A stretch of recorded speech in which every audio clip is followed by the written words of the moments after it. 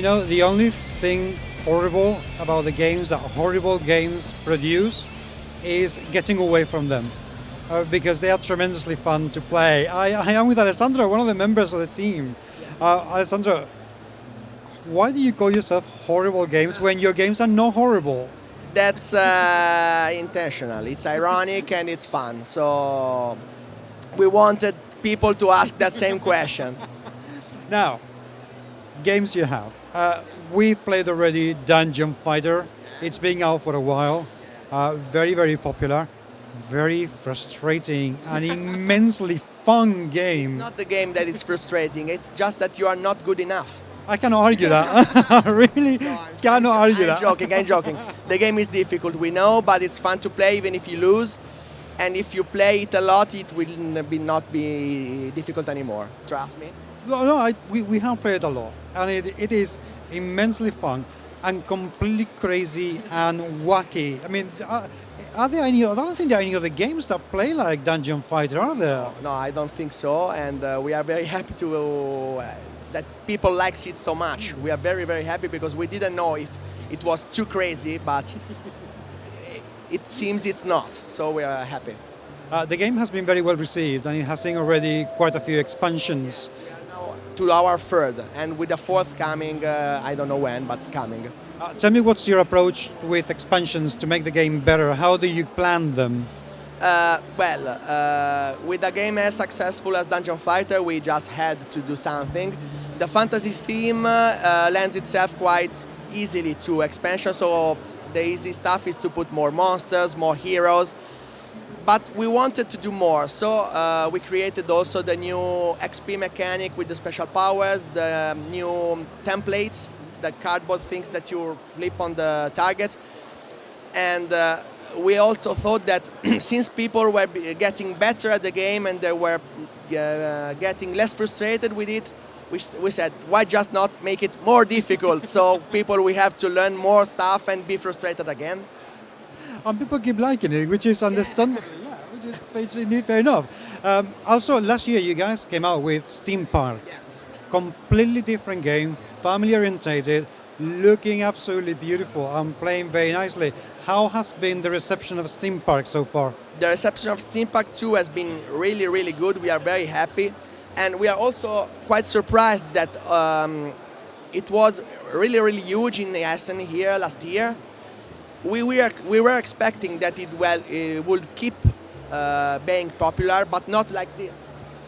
If you take a look, we always have all the Steam Park tables occupied, even this year, and it's selling well, very well. So we are very happy. Oh, understandably. What are the plans for the game? So you guys going to release expansions as well for Steam Park? What are you planning to do with it?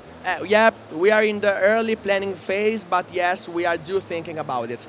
We just don't. If we will not have the right idea, it will not come out an expansion. We won't do an expansion just for the sake of doing an expansion. We have something in mind, but we don't know if it will work, and we don't know when it will come out, but we are thinking about it. And the new hotness that you have at the moment here at Spiel, tell me about Comix. Yes, Comix is the new, it's the first original horrible games, because the first, the ones we have told about as of now were with Cranio before. And Comix is a storytelling game, but usually storytelling games are card games with which you use the cards to feed your narration without actually them having an actual role on the table. You just play them and you take inspiration and you keep telling stuff, which is fun. But we wanted to do something a little bit different. So with the comic team, you can use cards to actually create a story that it's there. You can see it.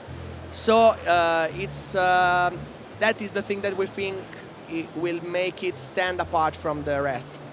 The artwork is also very idiosyncratic. It's very new. It's really tailored for comics. It's looking absolutely beautiful. How did you guys? What was the process for the art direction for that game? Yeah, it really wasn't a process. It was easier than what it may look from the outside. Yes, because we became friends with the artist of the game before we even thought about the game. He's a comic artist, it's his profession, so he works with that. And he works for the most popular and most ancient and historical comic publisher in Italy.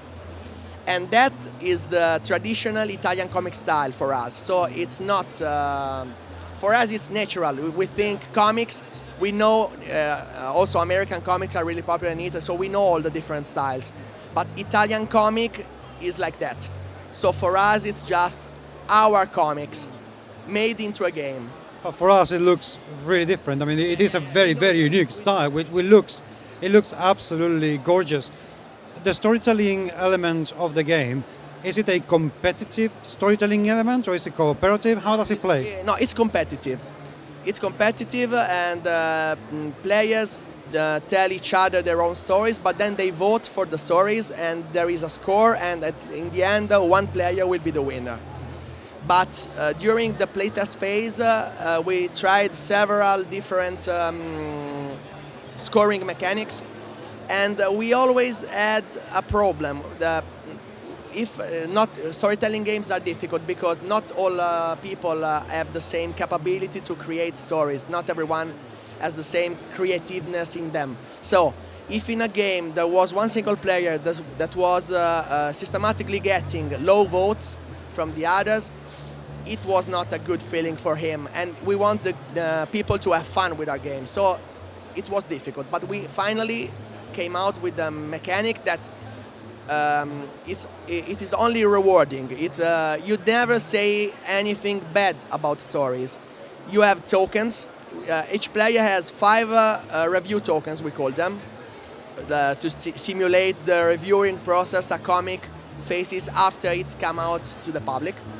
So each player places one of these tokens face down on each story, even on his own.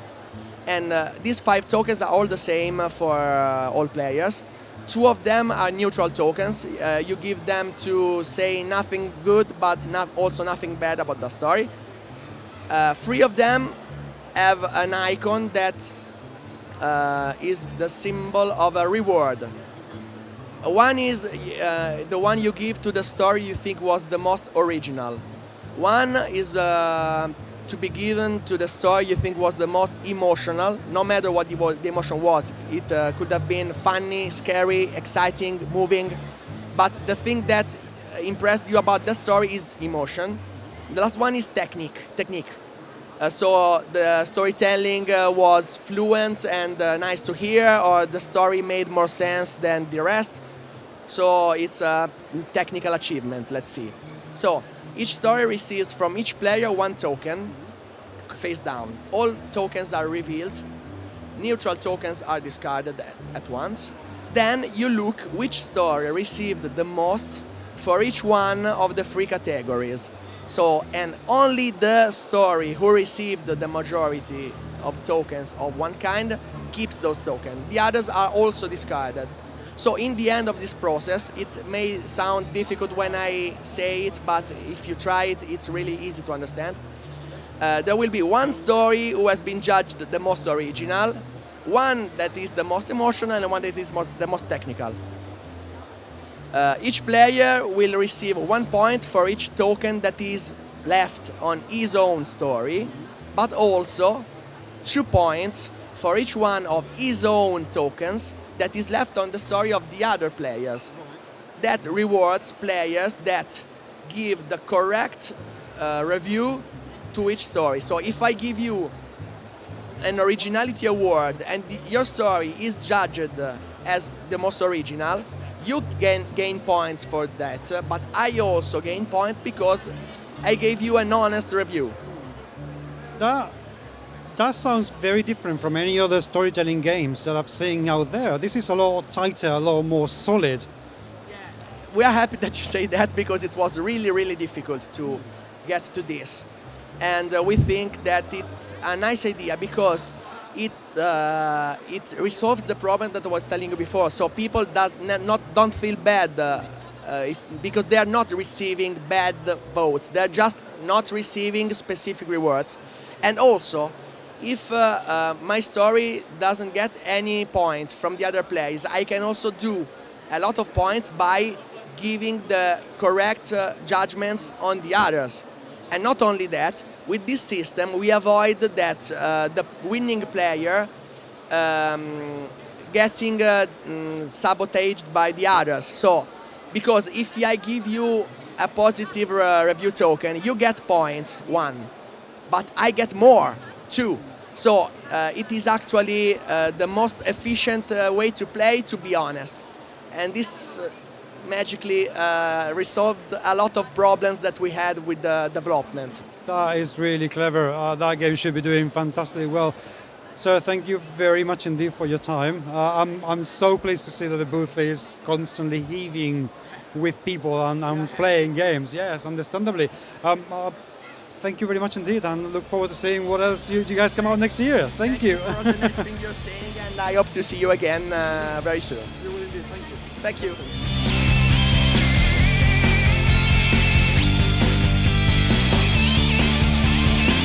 And I could not miss the opportunity to talk with Mateo, the artist of Comix, because he's come on, I had to talk to you. Mateo, Comix, beautiful looking game. Thank you. How long have you been a comic artist? Now I work in the comic business for 12 years, I think. After a school of 3 years, I started to work suddenly. So it was luck. It was. No, I mean, obviously you're very talented, but they must have spotted that very quickly, because getting a job in the comic book industry is not easy, and yet you've done it. I know, but every time someone asks me how I done, I just answer that I was lucky, because I found the good people in the good situation, and they offered me really good job. So after the school, I started to learn working. So it was obviously I cannot say that I'm not good. So. You cannot say you're not good. You are good. Have you ever done comic books style for a board game before? No, this is the first time. How do you find it? Really fun, because in the comic book business you have to stay inside the rules of the script, of the character studies. And in this case, my style and my ideas, I found a better place, and so my space was really open to suggestion. And so, from the creative point of view, this must have been really liberating. Yeah. Are you a gamer as well, or this is completely new scene to you? Now I'm a gamer because I met Lorenzo, and he teach me to play games. He take me inside this world, so now I can say now I'm a little bit a gamer. Okay. And is this the first time you came to Spiel? Yeah. How do you find the convention? What do you think? Really cool. I'm tired, but this is a place that I know, because in Italy we have a lot of fair, and comic book fair, obviously. But and I know the dynamics but this in this case it's really good. It's fun. Well, sir, many congratulations on the book, because Mateo, seriously, it looks absolutely beautiful, and I hope that there will come expansion after expansion after expansion. We have already been talking with Lorenzo and Alessandro. We want a Cthulhu expansion, a zombie expansion, an aliens expansion, everything expansion. So we want lots of them. Okay. We'll think about it. Good. Thank you.